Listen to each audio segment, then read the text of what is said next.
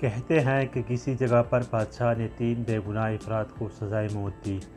بادشاہ کے حکم کی تکمیل میں ان تینوں کو پھانسی گھاٹ پر لے جایا گیا، جہاں ایک بہت بڑا لکڑی کا تختہ تھا، جس کے ساتھ پتھروں سے بنا ایک مینار اور مینار پر ایک بہت بڑا پتھر مضبوط رسے سے بندھا ہوا ایک چرخے پر جھول رہا تھا۔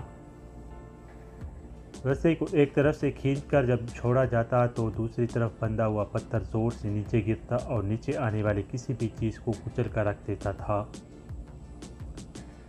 چنانچہ ان تینوں کو اس موت کے تختے کے ساتھ کھڑا کیا گیا۔ ان میں سے ایک عالم، ایک وکیل اور ایک فلسفی تھا۔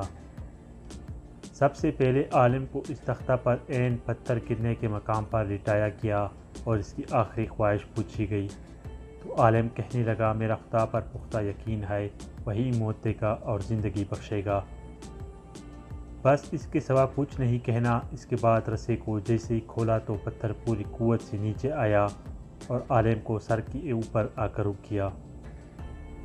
یہ دیکھ کر سب حیران رہ گئے اور عالم کو ایک پختہ یقین کی وجہ سے اس کی جان بچ گئی اور رسا واپس کھینچ لیا گیا۔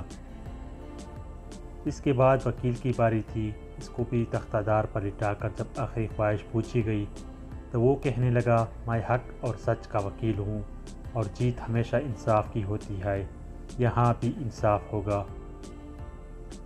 اس کے بعد رسے کو دوبارہ کھولا گیا، پھر پتھر پوری قوت سے نیچے آیا اور اس بار بھی وکیل کے سر پر پہنچ کر رک گیا۔ پھانسی دینے والے اس انصاف سے حیران رہ گئے اور وکیل کی جان بھی بچ گئی۔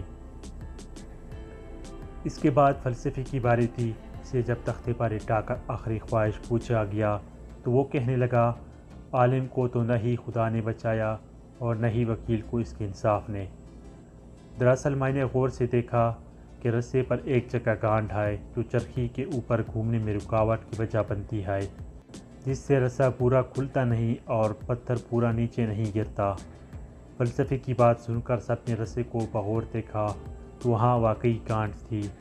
انہوں نے جب وہ گانٹھ کھول کر رسا آزاد کیا تو وہ پتھر پوری قوت سے نیچے گرا اور فلسفی کا ذہین سر کچل کر رکھ دیا۔ واقعے سے ہمیں یہ سبق ملتا ہے کہ بعض اوقات بہت کچھ جانتے ہوئے بھی منہ بند رکھنا حکمت میں شمار ہوتا ہے۔